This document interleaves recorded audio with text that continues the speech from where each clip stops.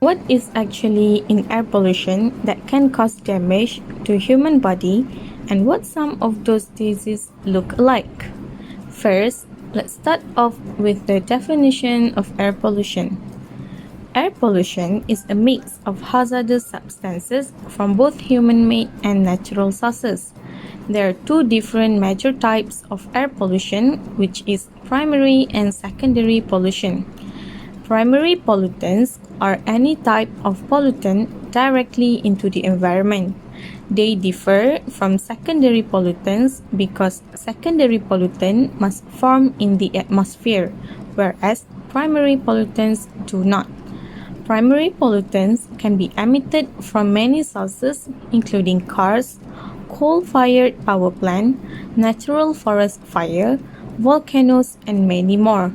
Secondary pollutants are pollutants which form in the atmosphere.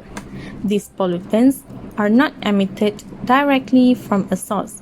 Instead, they form as a result of the pollutants emitted from these sources reacting with molecules in the atmosphere. Pollutants that are emitted into environment from a source are called primary pollutants. For an example, photochemical smoke is made up of various secondary pollutants like ozone, peroxyacyl nitrates, and nitric acid. How does actually air pollution affect our health? In terms of health hazard, every unusual suspended material in the air which causes difficulties in normal function of the human organs is defined as air toxicants. According to available data, the main toxic effects of exposure to air pollutants are mainly on the respiratory, cardiovascular, and neuropsychiatric. However, the molecular and cell toxicity may also induce a variety of cancers in the long term.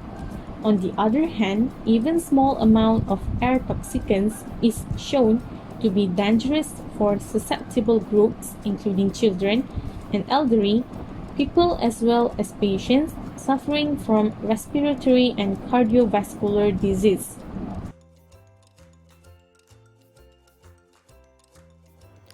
Air pollution happens all around us. It slips unnoticed past our defenders and assaults our lung, heart, and brain.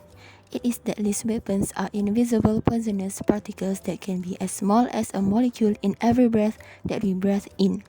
Because most of the pollutants enter the body through airways, the respiratory system is in the first line of the battle in the onset and progression of diseases resulted from air pollutants.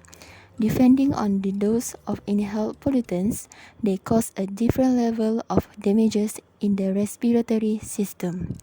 In the upper respiratory tract, the first effect is irritation, especially trachea, which induces voice disturbances.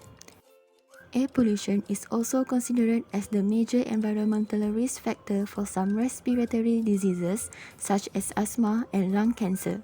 A particulate matter and other respirable chemicals such as dust, ozone, and benzene cause serious damage to the respiratory tract.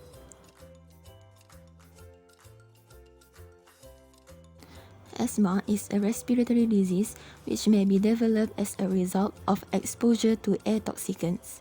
This disease is an inflammation and narrowing of your airways which make it difficult to breathe.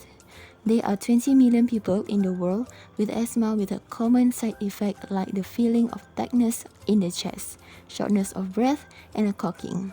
I know a lot of people who have to get an inhaler for their asthma because of their breathing and irregular breathing patterns. There can be serious damage to their lung tissue. Asthma also attacks a cure and can be fatal if you don't treat it from the beginning. Heart disease is a condition of the heart and abnormal heart circulation.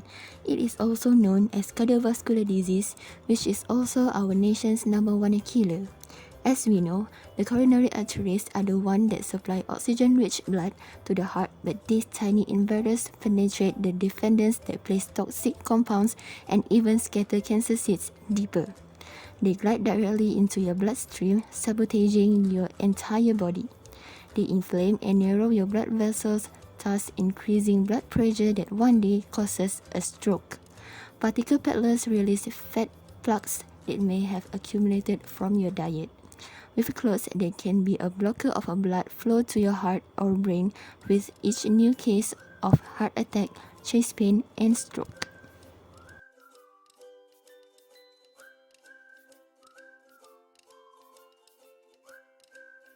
Lastly, the relationship between exposure to air-suspended toxic materials and nerve system has always been argued. However, it is now believed that these toxic substances have damaging effects on the nervous system. The toxic effect of air pollutants on nerve system includes neurological complications and psychiatric disorders. Neurological impairment may cause devastating consequences, especially in infants. In contrast, psychiatric disorders will induce aggression and antisocial behaviors like criminal activity. Other than that, exposure to contaminated external air is considered an environmental risk factor that promotes brain aging. It also revealed the association between air pollution and risk of developing dementia and Alzheimer's disease is increased by exposure to fine particulate matter. It showed that aggression and anxiety in megacities are in close relationship with the high level of air pollutants.